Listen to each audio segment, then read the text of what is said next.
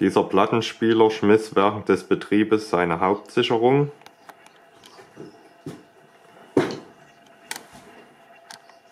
Diese hier.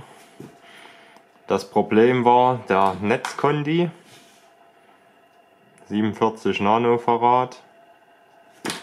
Er wurde gewechselt gegen einen normalen X2 Folienkondi. Nun funktioniert er wieder.